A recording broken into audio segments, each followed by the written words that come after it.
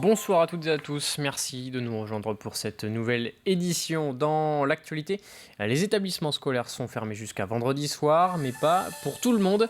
À l'image de ce qui avait été mis en place lors du premier confinement il y a un an, certains parents travaillant pour des professions indispensables à la gestion de l'épidémie, selon les mots du ministère de la Santé, peuvent déposer leurs enfants à l'école pour suivre des cours en présentiel. Explication, Alexia Jani.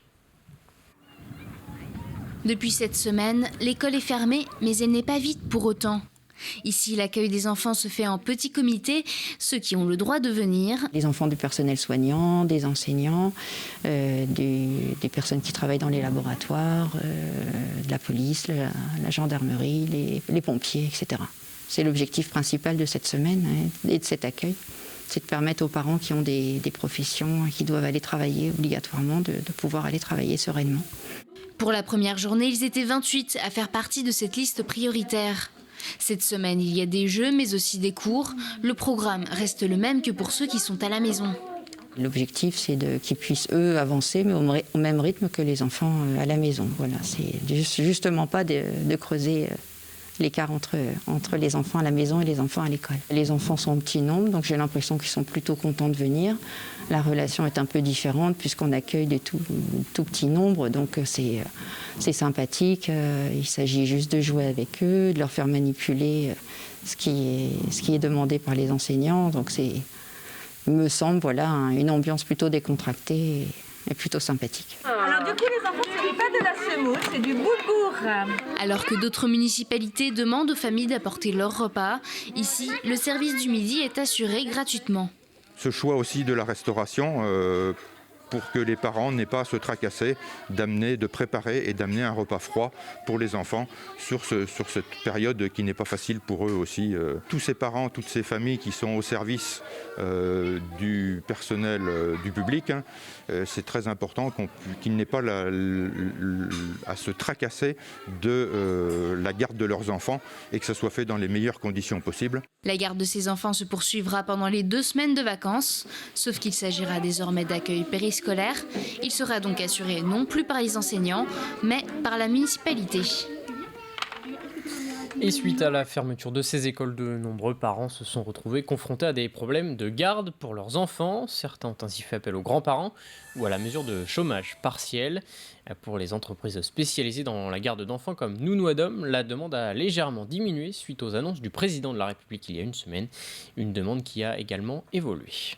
On a vu plusieurs changements en fait dus au confinement.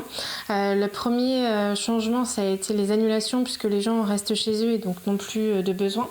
La deuxième, c'est plus les gens en télétravail qui souhaitent effectuer leur travail correctement et tranquillement, donc ils demandent quand même à nos gardes d'enfants d'intervenir à leur domicile. Et la troisième catégorie, c'est plutôt les personnes de milieux médicaux qui sont obligées d'aller travailler et qui demandent des journées complètes de garde d'enfants.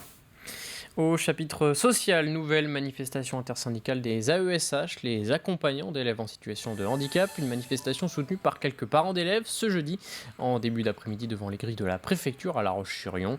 Les professionnels du secteur dénoncent une dégradation de leurs conditions de travail. Ils demandent notamment une reconnaissance de leur statut et de leur métier, mais aussi une revalorisation des salaires. Ce que nous demandons, c'est que ces personnels-là puissent intégrer la fonction publique et soient reconnus en catégorie B. Donc, ce qui permettrait d'avoir des salaires légèrement plus élevés. Et puis après, ce sont des contrats différents, puisque pour l'instant, les contrats sont souvent de 24 heures, 20-24 heures.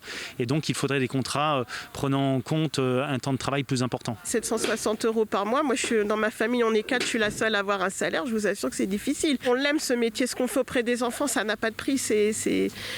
Voilà, quand on les voit réussir, quand on les voit s'en sortir, quand on les voit évoluer, c'est magnifique comme cadeau. Mais on voudrait une reconnaissance. Et puis autre mobilisation au sein de l'établissement public de santé mentale Georges Mazurel à La Roche-sur-Yon. Les membres du personnel du centre hospitalier avaient été appelés à se mettre en grève par la CGT pour protester contre le manque d'effectifs et de moyens au quotidien, ainsi que le manque de lits pour accueillir des patients. Depuis le début de l'épidémie, la demande de soins en santé mentale a augmenté. On a perdu grosso modo 25% de notre pouvoir d'achat en 20 ans, et ça c'est vrai pour tous les fonctionnaires. Donc maintenant, effectivement, on se retrouve face à une pénurie de personnel. Là, actuellement, l'hôpital a de grandes difficultés à recruter infirmiers et aides-soignants, auxquels il faut ajouter, ce qui est primordial, une pénurie très importante de médecins, puisqu'on a 15 postes vacants de médecins et que tout ça pèse très lourdement sur les conditions de travail des agents. On a un double effet, à la fois sur une difficulté à recruter, parce qu'on est dans un creux de vague, on attend les sorties des instituts de formation à l'été, et en l'attente, on n'a pas d'infirmiers disponibles sur le marché du travail, et dans le même temps, on a cette poussée de la demande de soins, donc évidemment, ça crée une surcharge et des difficultés dans les services que moi je comprends fort bien, mais auxquels on n'a pas les moyens de répondre de manière concrète, immédiate. Et à noter que la direction cherche à recruter une 50aine d'infirmiers d'ici cet automne. Dans le reste de l'actualité, la Banque alimentaire de Vendée appelle de nouveau à la solidarité de chacun pour sa collecte de printemps. Le nombre de bénéficiaires est en effet en hausse depuis le début de la crise sanitaire. L'association vient aujourd'hui en aide à environ 7300 personnes. Et cette fois, les dons sont demandés directement en caisse. Plus besoin de prendre des produits dans les rayons. Et grâce aux sommes récoltées, la Banque alimentaire souhaite ainsi se concentrer sur des produits plus difficiles d'accès, car souvent plus chers. Et l'objectif est aussi de toucher un public plus large. Il ne faut pas qu'on lasse les gens. La solidarité a ses limites. On veut bien aider les autres. C'est pour ça qu'on change un peu de formule. Là, on le met sous forme dématérialisée parce qu'on sait que traditionnellement, dans certaines de nos collectes, on ne touchait pas certains publics et que certains publics, comme les plus jeunes, qui n'utilisent que les drives, peuvent donner aussi, mais on les sollicitait pas. Donc, on essaie de s'adapter à la vie en société parce que l'effort solidaire doit être partagé. On ouvre à présent une page consacrée au nautisme avec tout d'abord la 3e édition du concours d'innovation qui s'est tenue récemment à la CCI de La Roche-sur-Yon. Le jury avait ainsi retenu 11 projets qui répondaient le mieux aux enjeux actuels de la filière, comme par exemple l'enjeu écologique avec le recyclage des matériaux utilisés pour fabriquer des bateaux. Ce concours, il vise à faire connaître et valoriser les innovations qui sont développées par les entreprises du territoire. On compte une quarantaine de startups en Pays de la Loire qui vont chercher à développer des innovations dans le nautisme. Ça va être sur des thématiques numériques, sur des nouveaux supports, sur des nouveaux matériaux.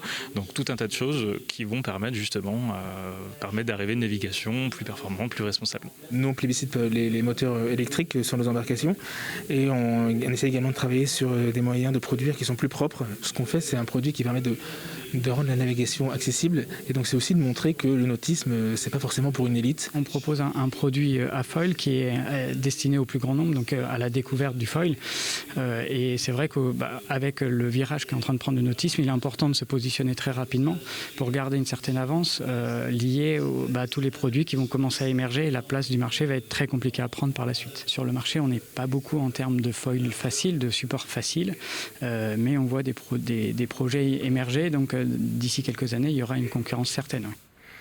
Et puisque l'on parle de nautisme, retour sur le Vendée Globe. Il y a quasiment 2 mois aujourd'hui, le 11 février dernier, Arnaud Boissière devenait le premier marin à terminer 4 fois la course. Une performance qu'il espère reproduire une 5e fois en 2024. Le skipper sablé est en effet déjà tourné vers un projet plus performant sur le long terme. Mais déjà à court terme, il cherche à se procurer un nouveau bateau. Reportage. C'était il y a 2 mois, Arnaud Boissière devenait le premier skipper de l'histoire à terminer 4 Vendée Globe consécutifs. Et même lorsque la page se tourne et que son bateau retourne à l'atelier, le Sablais relativise sa performance avec une certaine nostalgie pour le large. Il y a des moments de manque un peu, le classement, la météo, mince les manœuvres, le lit ne bouge pas. C'est quand même terrible, alors que là, sur le bateau, le lit bouge toujours. On fait vraiment, pas la dérision, mais je me rends compte que c'est un truc important, mais je me rends compte aussi que c'est aussi à tenir mes projets, c'est d'arriver au bout du projet, c'est quoi? Arriver au bout de la course, aussi arriver au bout du projet, c'est ça, comme ce matin, rentrer bateau dans le chantier et pas laisser bateau pourrir dans le port et on verra bien. Mais pas le temps de savourer, le bateau doit faire l'objet d'une révision complète avant d'être remis à l'eau. Des échéances arrivent très vite à la fin de l'année. J'ai un acquéreur potentiel sur ce bateau-là.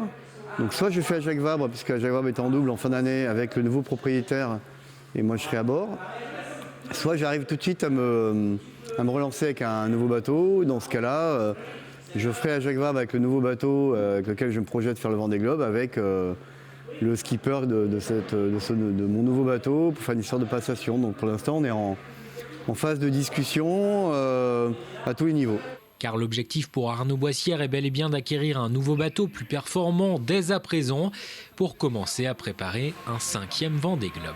Je repars pour un Vendée Globe, non pas pour en faire un 5e, mais pour en faire un vraiment compétitif. C'est pour ça que je me dis que c'est dès maintenant que ça se prépare avec un bateau performant, avec un projet de développement du bateau. Il y a la Jaguar cette année, il y a l'Euro du Rhum l'année prochaine et après l'Euro du Rhum, ou juste avant l'Euro du Rhum, il y a moyen de le faire développer, mettre des grands foils et tout ça. Donc ça s'est intégré aussi dans mon projet pour qu'à un moment donné, on se dise pendant 6 mois, le bateau, on va faire une grosse transformation. Dans le viseur du skipper, les bateaux à foil de Yannick Bestaven ou Wiberton par exemple, respectivement 1er et 3e de cette 9e édition. Des IMOCA de génération 2016 qui ont prouvé qu'ils étaient capables d'être aussi performants que ceux de la toute dernière génération. Toujours en voile, on termine avec la Sardinia Cup, arrivée prévue à Saint-Gilles-Croix-de-Vie demain matin. Les 21 duos de skippers se sont élancés hier après-midi vers le bassin d'Arcachon pour la première étape d'environ 300 000. Au classement, le duo Xavier Macquart-Morgan Lagravière devance Tom Laperche et Loïs Béréard. Le duo vendéen du Team Vendée Formation Charlotte Yvan et Pierre Daniello se situe à l'arrière de la course pour le moment. Les prévisions météo pour demain et retour des nuages ce vendredi après un début de semaine très ensoleillé. C'est une fin de semaine nuageuse et pluvieuse qui attend la Vendée. Dès demain, le temps sera donc mitigé dans le département. Côté température, comptez entre 12 et 17 degrés pour les maximales. C'est la fin de cette édition. Merci à tous de l'avoir suivi. Très bonne soirée sur TV Vendée.